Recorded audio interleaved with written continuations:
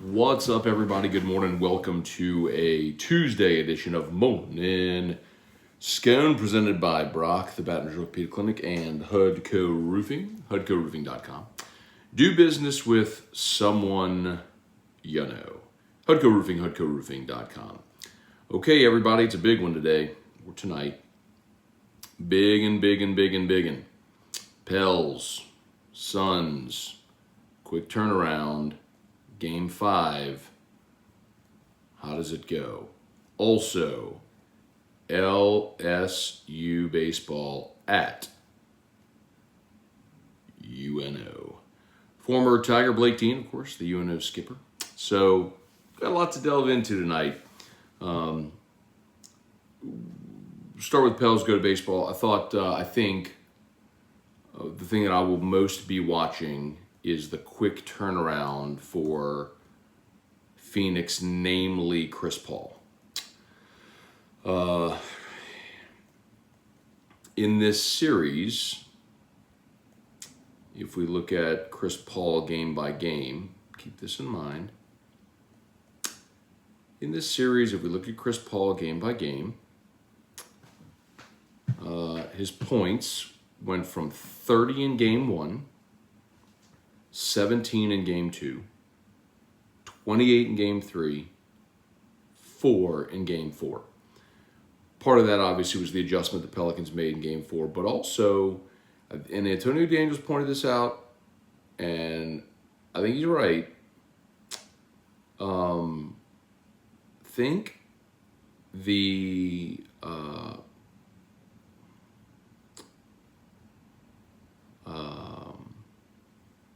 quick turnaround has had an impact on Chris Paul. By the way, his three-point percentage per game, 66%. He was 4 of 6. 33%, 2 of 6. 16%, 1 of 6. 0%, 0 for 3. So the more you get into this series, especially when you have the quick turnarounds, I'm curious if this starts to affect Paul. Keep in mind, you play Sunday, you fly Monday, you play Tuesday. You fly Wednesday, you play Thursday. I mean, those are quick turnarounds for Brandon Ingram and Herb Jones and Jose Alvarado and Jackson Hayes, and for dudes that are in their early 20s, much easier than a dude who's 37, right? So something worth keeping an eye on. Let's keep an eye and see if that trend continues with Chris Paul with the quick turnaround. And baseball tonight, LSU at UNO. Very curious to see who Jay Johnson throws tonight. We did not see Ty Floyd this past weekend, and Ty looked pretty good last week in his outing. So maybe you give the ball to Ty Floyd tonight, and excuse me, see if maybe he can establish himself as your fourth starter, as your midweek guy. All right, let's say some good morning, see what y'all got here. Brian Wynn, Brian Broom, Truax, what's good? Deborah Coward, Dawn, Jolibois, good morning. Mark, the LSU UNO baseball tickets are expensive for tonight in Gentilly. I believe that, man.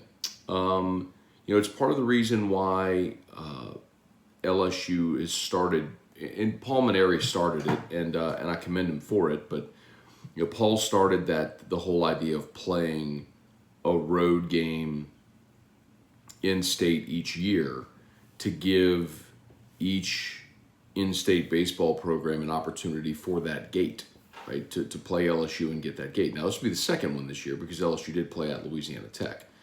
So at Tech and then now at UNO. But it's a big deal for those programs when LSU comes in because it's going to be an overflow crowd, and it's just a big deal financially for them to get that gate. So it's a cool thing. I love that they've done it. And I also just like going on the road. I mean, it's, you have to, you're going to have to win games on the road. And I like going away from home and sitting in somebody else's dugout and standing on somebody else's mound and in somebody else's batter's box and seeing a different batter's eye and playing on a different field. I think it prepares you for all that in the postseason. Mark, is NOLA a basketball city first now? No, it's definitely not Pelicans 1. I mean, it'll always be a Saints first town, and it'll be LSU second, but it can be Pelicans 3. And I think you're seeing that there's enough support for the franchise. If people feel like it's a good product and they're winning and it's something they want to support, there's support for it. David Tolson, good morning. Lowell Cormier, good morning. YouTube, do me a solid, smash that like button. Facebook, like the page, share the post. Shane O'Mac, good morning.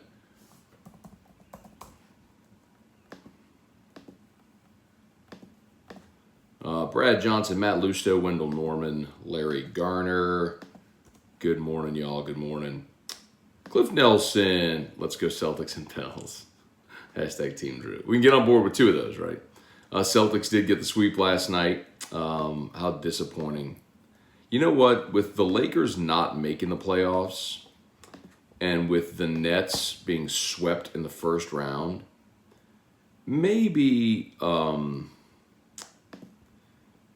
I don't know that I necessarily believe this, but maybe that will start the dissolving of the super teams.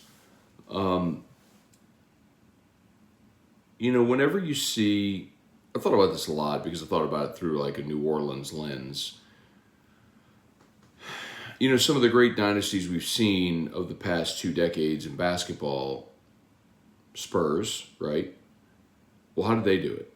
Well, in part, they got lucky. David Robinson was injured. They get the first overall pick in the lottery. They draft Tim Duncan. So they have Duncan and Robinson for a year when they win the title in '99. But they also drafted Tony Parker and Manu Ginobili. And they built a great roster through the draft and through veteran free agency and guys that fit what they wanted to do. Let's not forget they drafted Kawhi as well. And, but for the way they handled his injury and him wanting out, Kawhi might have been the next guy that stayed in San Antonio for 20 years and won more championships there. Golden State. I get it that they're in the Bay Area, but Golden State isn't a historically great basketball franchise. And now they've got the beautiful new arena in San Francisco, but they were in Oakland. Nobody wanted to go to Golden State. It wasn't a destination for free agents.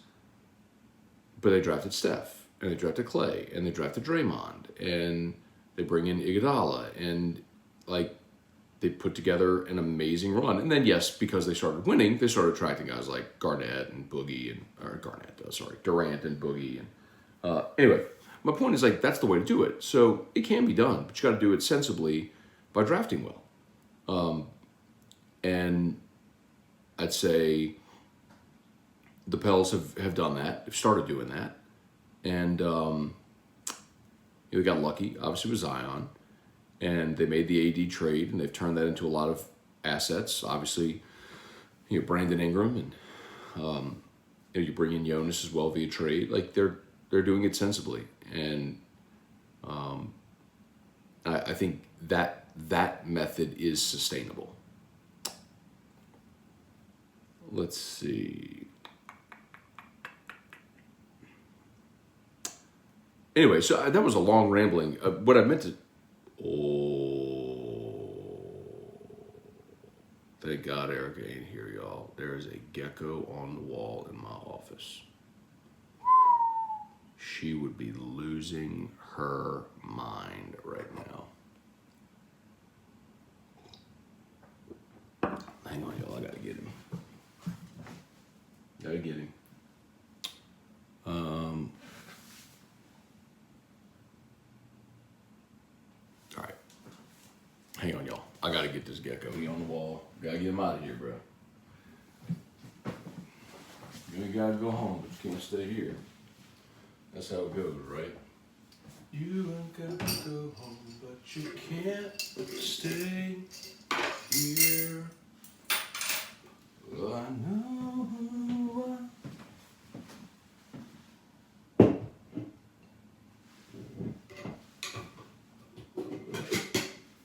gross.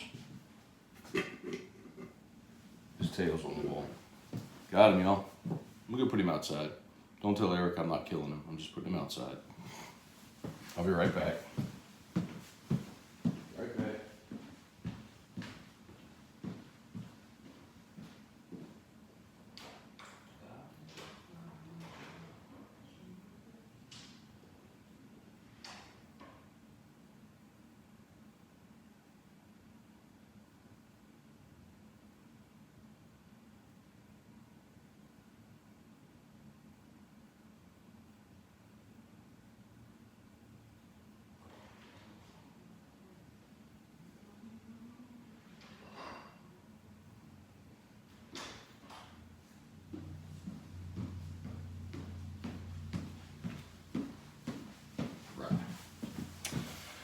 All right.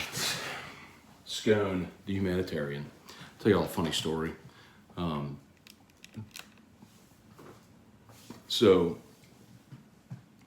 Erica, no, I probably shouldn't even say this.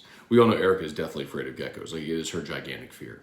And so, a lot of times, she has me, let's say, dispose of geckos with a certain spray. And one time I was doing a live read on AFR for a sponsor of mine who might sell such spray. And I mentioned that on air, and this place was inundated with calls from people who were just appalled that I was disposing of geckos in such a manner. Anyway, they're like, we really don't care, but please don't say that anymore. We had so many calls. I was like, okay, done. No worries. Okay. Trivia Carter, good morning. Matt Lusto, tired legs and shots stop dropping. NBA is not an old man's game. That is true.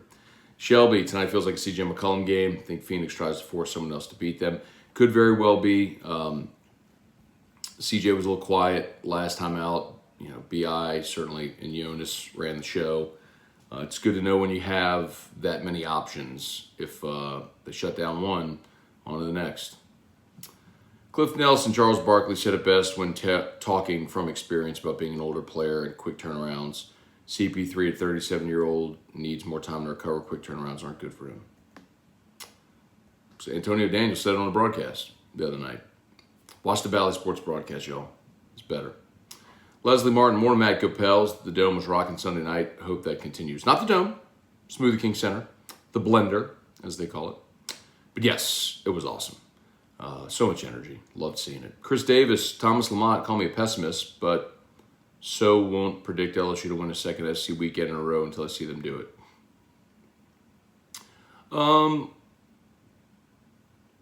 Okay. Juan, good morning. Go Pels, flock up from Ecuador. All right, Juan. Very cool. Visiting your family down there. Very cool. Safe travels. Enjoy the time with fam. Sean Comiskey, how does Zion fit with the team as is? Who is out of the lineup when he comes back? Milwaukee and Toronto, small market teams, win NBA championships. What will it take for NOLA to reach that point? Yeah, that's a great point. I was looking more at dynasties, but you're right. Even Milwaukee and Toronto did it. Now, Toronto obviously made the trade for Kawhi, and then they drafted well, right? I mean, you had Kyle Lowry up there as well, who's such a pivotal part of growing that organization. Yet, you drafted well and you did well in free agency. You had Siakam, and I mean, it was and look, I mean, Oklahoma City did as well. Let's not forget, Oklahoma City had Durant, Harden, and Westbrook. Drafted them all. And they were in a Game 7 in the Western Conference Finals, and then Kevin Durant was like, yeah, I'm going to go join the team that just beat us. What could that have been had they stayed together? But anyway, how does Zion fit? I don't think it's really that challenging, actually. I think Zion plays next to Jonas. Jackson comes off the bench. But there's plenty of minutes to be had. I think the bigger question you have, you find Zion Williamson is going to play 35 minutes a night for you, and he's a walking 27 and 10. He's going to play as soon as he's healthy and ready. The notion that people keep having to trade Zion, stop. I think the bigger question is someone like Kyra Lewis. Do you have guard minutes? Since you traded for C.J. McCollum and with the emergence of Jose Alvarado, where does Kyra Lewis fit in? And then what about the eighth, or a top, likely the eighth pick in the draft, whoever that's going to be this year? Where does that person fit in? These are good problems to have, though. Oh God, it is 7:51. I gotta go quick. Shout out to Brock, y'all, as always. brortho.com. You need orthopedics, go to Brock. Hudco Roofing, HudcoRoofing.com. Need roof, call Hudco. Got Hudco pinned in the comments there. As always, we appreciate you. Megan Hurst, good morning. I'm gonna go a little quickly, y'all. Brian Wynn, nice interview in today's Advocate on Matt McMahon. Looks like he's building things the right way. Yeah, I wanted to get Matt on the show. We haven't talked to him yet. I mean, obviously, he was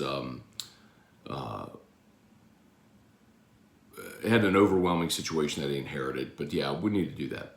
See, Mark, number 4 in the nation, USM baseball playing in Hammond tonight versus Southeastern. Southern Miss is for real, and their 2 best players are kids from Louisiana who had cut off their arm to go to LSU, and LSU didn't offer them. So one of them is the pitcher, Tanner Hall. Miss. Vernell Thomas, what's up? Andrew Juge, got any Angels envy? Actually, as a matter of fact, I do, Andrew. I have quite a bit of it because Angels envy is a fine spirit. Andrew is referencing last night on his show. I don't know how the conversation devolved into whiskey, but it did. And I was not shaming, but the point was, I said, if you come to they're like, hey, if I ask for, I don't know if maybe Ralph said it. He's like, if I ask for Angels Envy, do I look silly? I'm like, well, if you come to my house and you ask for Angels Envy, you look silly. Angels Envy is very good. Please don't misunderstand me. It's a very fine spirit. I liked it much better at $40 than I do at $50. But anyway, but I have 200 things that are better than Angels Envy that are hard to find. And it's like, you could try anything you want. Anything. And if that's the one you pick, like, that's like saying, we'll take you to any restaurant you want in the world. Finest restaurant, go anywhere you want. And you choose Texas Roadhouse. Like, Texas Roadhouse is very good. I like Texas Roadhouse. I have great meals at Texas Roadhouse. But you can get that anywhere. You know what I mean? Like, this is your opportunity to try whatever. That was kind of the point I was making. Please convey that to Ralph, Andrew. Vernell Thomas, stop complaining about having fans finally. If y'all don't get the fans, team going to move to... Oh, you're replying to somebody. Hey, Dad, good morning. Andrew, Saints prediction, no trade up, no quarterback in the first, 1 wide receiver, probably Olave, 1 secondary player. Andrew, I would tell you that a player to keep an eye on, as far as a defensive player, would actually be in round 2, and it's Jalen Petrie, the safety from Baylor. Kelly Gross, good morning. So I would love to see, they love Trevor Penning. So dream scenario is Penning, Olave, 16, 19. That would be dream scenario for me. Penning, Olave, and then get Petrie in round 2. Craig Duga, what's up? Okay.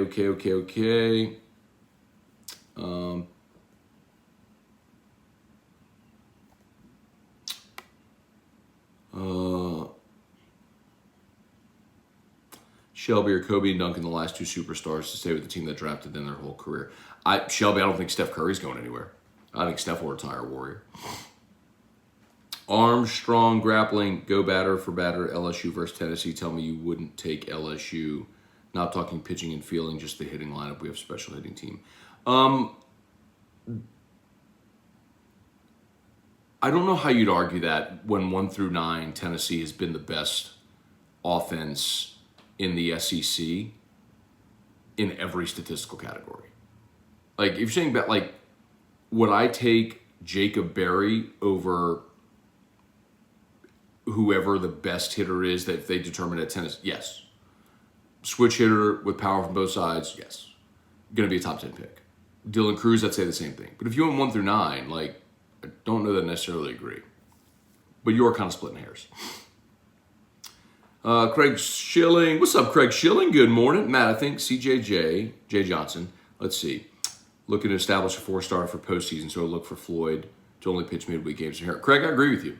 And I'd love to see that, actually. And if Floyd keeps spinning the breaking ball like he did last week, I would be very, very encouraged. Sean Comiskey, Salt Gun? But it's 7:56. I gotta go get Drew up, y'all. I'm sorry. Closing Time, great stereotypical early 2000s alt song. It's very good. A little semisonic. Paul Moroner, good morning from OKC. Hope the Tigers can get 2 series in a row. Hopefully the Pelicans tie it up tonight. Pelicans are tied tonight. It is 2-2. Pelicans would take a lead with a win tonight. Jordan Thomas, Matt, what happened to Coy Moore? Did not receive any offers. No, Coy Moore transferred. Irfan Sayad, good morning. Coy Moore.